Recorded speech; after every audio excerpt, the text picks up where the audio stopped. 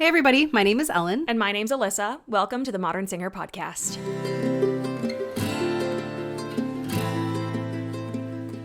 Today we're going to chat about how to practice when you're sick. It is that time of year when the seasons change and you just get sick. Sometimes the seasons change a lot, and one day it's spring, and one day it's winter, and then it's summer, and then it's winter again. Literally nothing is real. And you get sick, and you stay sick, and you can't afford to get sick. So our body is our instrument, so when you get sick, it really does impact our work. It can be really hard or even harmful to sing when you're under the weather. When singing throughout the sickness isn't healthy for your instrument, here are a few ways to practice. The first one is score study. When you're studying a role or even an art song, it's important to know what it is that you're singing about and the overarching themes about the piece.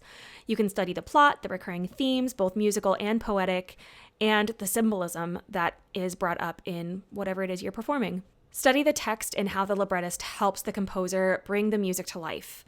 Know your character's relationships with others in the show and how your character fits into the plot. Another way you can practice without singing is read your source material.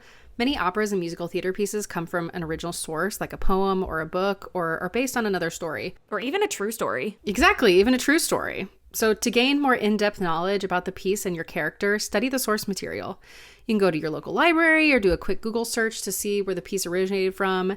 And to find that original source material, you can check it out or just read it online, maybe download the book on your Kindle or something like that, and just get a more in-depth look into what you're studying. Sometimes just listening to your music can help your practice just as much as physically singing it. Hearing another musician perform the piece can help you internalize it while giving you a fresh look at an interpretation and help with memorization. Make sure to listen to a lot of different performers to avoid copying what one singer does vocally or stylistically. I will say the exception is if you are doing a Handel piece and you are looking for a cavatina, steal away, my friends. No one owns those. If you record your lessons and coachings, play it back. Listen to your most current lessons to reinforce what it is that you've learned and to really hear what it is that you sound like and start listening to those changes without having to be in the room to hear them. Another great way to practice is just watching. Grab a cup of tea or your favorite coffee and watch a production of the show that you're working on. Seeing a whole show from start to finish can really help you understand your entire piece. Watching a show can also help get you some ideas on staging, on interactions with other characters, and what you want to do in your own piece. While watching the performance, take note of things that you like, that you don't like, some things that maybe you want to incorporate into what you're doing. You can check out YouTube, your school or local library, or subscribe to a streaming service like Met On Demand or anything like that to find recordings. I think there's also, I used to have a subscription. My stepdad got it for me one Christmas a couple years back. I think it's called like Broadway Backstage, something like that. It's a bunch of recorded Broadway shows. It's amazing. I didn't re-up it because I watched all the things that I wanted to, but it's a really good subscription similar to Met On Demand. It's just like shows on Broadway.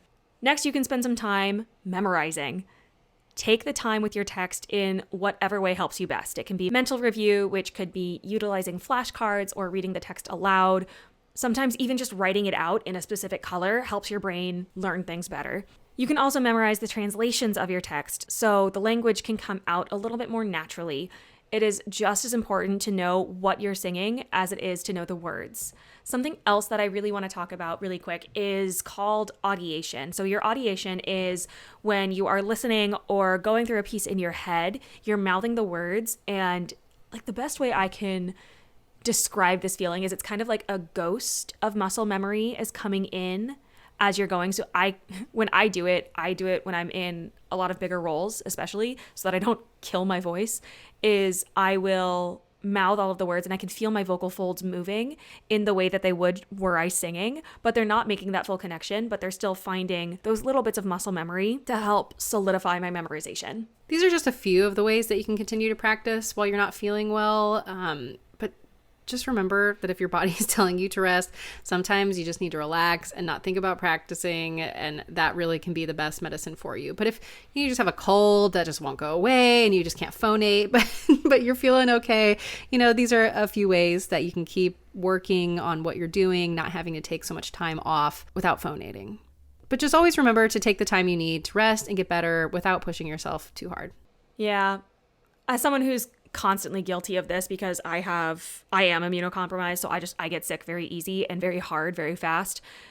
Take the time that you need to get better first. You getting better is more important than being able to memorize 3 monologues and an aria, because you're not going to get better. You're just going to be sick and miserable and also know 3 new monologues, kind of. Thank you so much for listening. If you haven't already, make sure you're subscribed to the show so that you never miss an episode. If you really loved the episode, we would love to see you post and tag us in your stories so that we can connect with more of our followers. And don't forget to check out our show notes for all of our resources. We'll see you next week. Bye. Bye.